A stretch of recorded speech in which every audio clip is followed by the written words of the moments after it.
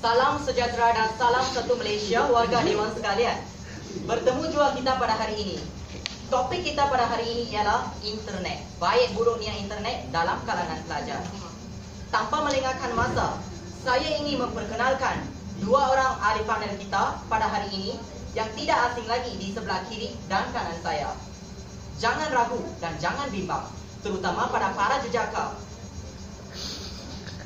yang tidak senang duduk melihat kejeritaan ahli panel kita pada hari ini. Baiklah, di sebelah kanan saya, Puan Arniza binti Tumin. Puan Arniza binti Tumin selaku pensyarah Teknologi Maklumat dan Komunikasi dari Universiti Pendidikan Sultan Idris. Dan di sebelah kiri saya pula, nampak pemalu tetapi bijak dalam mengolah kata, Dr. Hazel Evergreen Andrew selaku Guru Kanan Bahasa dan Komunikasi dari Universiti Pendidikan Sultan Idris.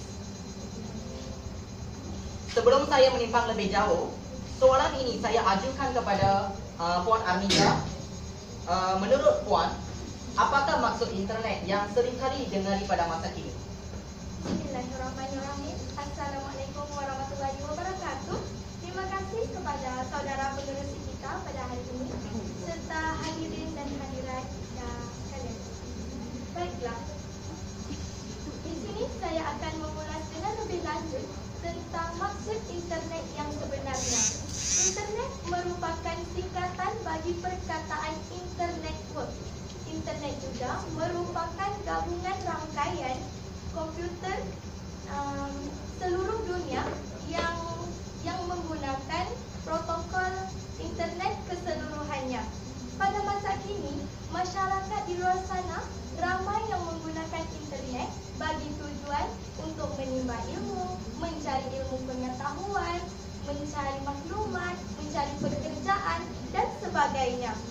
Internet juga mampu merapatkan jurang perhubungan antara ahli keluarga maupun sahabat handai yang jauh di perantauan. Itulah maksud internet yang sebenarnya, saudara pengerusi. Okey, terima kasih kembali atas penjelasan sebentar tadi. Panel pertama kita ada menyatakan bahawa penggunaan internet dapat merapatkan hubungan antara sahabat maupun keluarga yang di jauh perantauan. Maka, soalan seterusnya saya ajukan kepada doktor, iaitu, bolehkah doktor terangkan bagaimana untuk merapatkan hubungan tersebut dengan menggunakan internet? Terima kasih. Selamat petang dan salam satu Malaysia diucapkan kepada saudara pengerusi, kepada rakan panel saya, Puan Arniza, dan seterusnya kepada semua warga Dewan sekalian. Sekali lagi selamat petang dan salam satu Malaysia. Seperti mana yang kita ketahui, kita sekarang berada dalam era yang semakin pesat dengan kemajuan teknologi. Mustahil bagi kita semua untuk tidak mengenal apa itu internet, bukankah begitu? Sebentar tadi, saudara pengerusi telah mengajukan soalan kepada saya untuk menerangkan bagaimana internet dapat menghubungkan, dapat merapatkan sahabat dan ahli-ahli keluarga yang jauh di perantauan. Baiklah, kita sudah sedia maklum bahwa internet pada masa kini digunakan secara meluas dan telah memberi banyak impak kepada kehidupan masyarakat kita. Nampaknya tidak kira golongan muda ataupun tua menggunakan internet hampir setiap masa, apalagi dalam pergaulan mereka. Antara contoh aplikasi internet yang digunakan untuk berhubung adalah seperti Facebook, Twitter, email, dan sebagainya. Bagaimanakah perkara ini boleh dikatakan dapat menghubungkan sahabat-sahabat yang jauh di sana? Contohnya Facebook. Melalui Facebook, rakan-rakan, sahabat-sahabat, ahli keluarga yang jauh di perantauan itu, mereka dapat berhubung, dapat bertanyakan kabar, dapat berkongsi suka dan duka, dan untuk sentiasa kekal berhubung bersama dengan yang tersayang. Okey, terima kasih kepada panel kedua kita atas penerangan sebentar tadi. Sekarang sudah terang lagi bersulu bahawa internet adalah penghubung yang amat mudah untuk digunakan. Bukan itu sahaja, tidak semua penggunaan internet ini baik. Tetapi sebelum kita bercerita dengan lebih lanjut mengenai keburukan yang terdapat dalam internet, apa kata kita memberikan kesempatan ini kepada Puan Arniza, panel pertama kita, untuk mengemukakan pandangannya mengenai penggunaan internet juga digunakan untuk menimba ilmu dan mencari pekerjaan. Silakan Puan. Terima kasih saudara penerusi. Baiklah. Bagi pendapat saya, internet digunakan untuk menimba ilmu dan mencari pekerjaan adalah satu kebaikan. Terdapat pelbagai laman web yang mengutarakan dan mengutamakan pendidikan dan pekerjaan. Pada zaman kini, ramai para remaja yang hanya duduk di rumah sementara menunggu keputusan peperiksaan dikeluarkan. Sedangkan mereka boleh sahaja pergi ke mana-mana untuk mencari pekerjaan bagi mencari pengalaman, pelbagai pengalaman. Oleh itu, tidak ada salahnya untuk mereka mencari pengalaman bekerja sementara menunggu. Banyak masa yang akan terbuang sekiranya mereka hanya duduk di rumah maupun melepak bersama rakan-rakan tanpa arah tuju. Walaupun perkara ini hanya sementara, tetapi perkara ini mempunyai banyak impak yang positif kepada para remaja tersebut. Bab kata pepatah, masa itu emas. Oleh itu, kita haruslah memanfaatkan masa dengan perkara-perkara yang menuju kepada kebaikan. Begitulah pendapat saya, saudara pengerusi. Sabash panel kita pertama tadi, bahawa internet juga menyediakan pekerjaan-pekerjaan untuk remaja yang sedang menunggu keputusan peperiksaan. Saya sokong Puan Arniza tadi, adalah lebih baik remaja perlu mencari pekerjaan sementara menunggu keputusan peperiksaan dikeluarkan. Baiklah, itu antara kebaikan-kebaikan yang terdapat dalam penggunaan internet. Sekarang kita beralih pula kepada keburukan-keburukan yang terdapat dalam internet. Soalan saya kembali kepada panel kita yang kedua. Apakah antara keburukan yang terdapat dalam penggunaan internet pada zaman modernisasi ini? Terima kasih sekali lagi saudara pengerusi atas soalan yang sungguh bermanfaat. Nampaknya penggunaan internet bukan saja membawa kepada kebaikan, juga membawa kepada keburukan.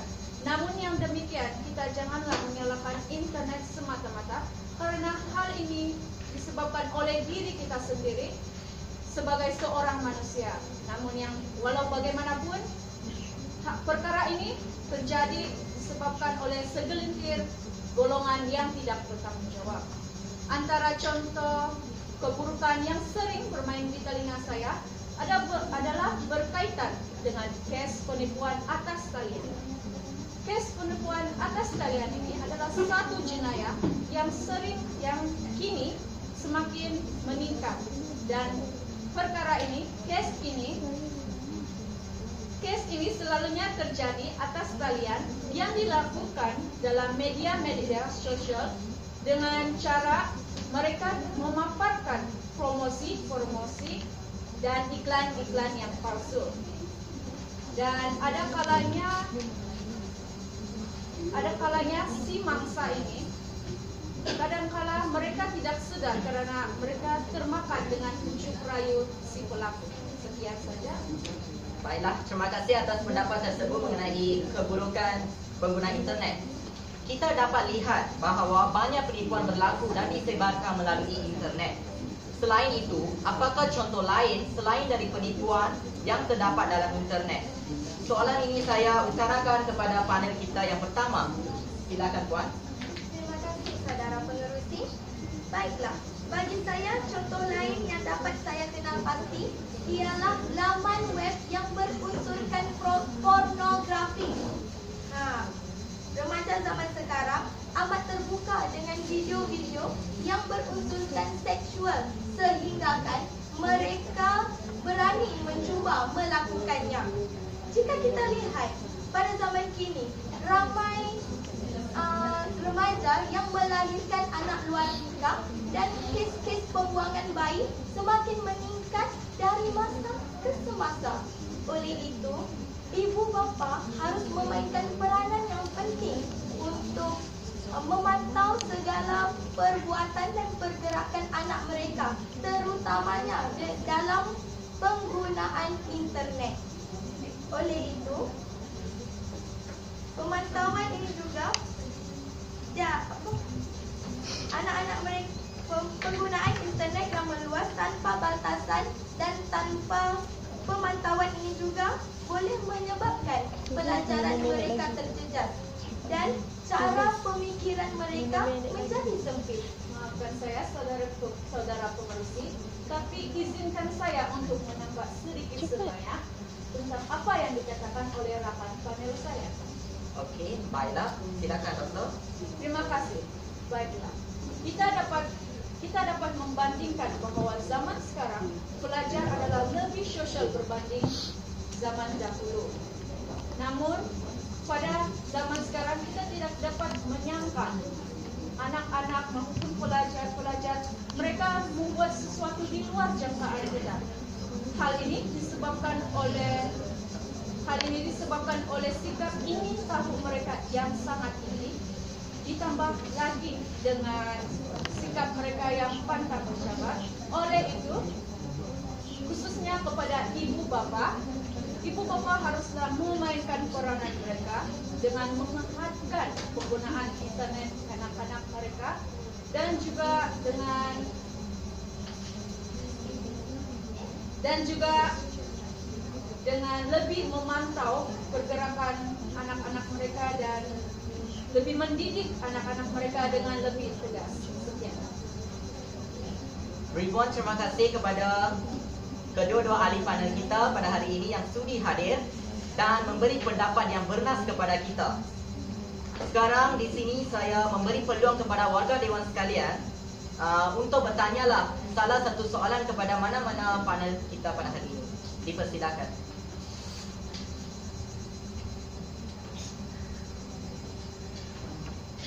Salam sejahtera, saya ingin mengajukan satu soalan kepada saudari panel yang pertama. Soalannya berbunyi begini: apakah implikasi yang akan berlaku kepada negara sekiranya penyalahgunaan internet tidak dibendung?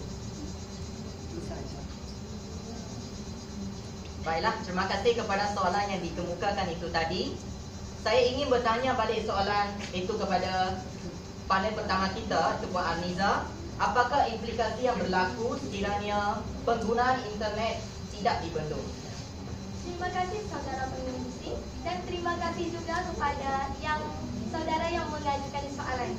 Okeylah, baiklah.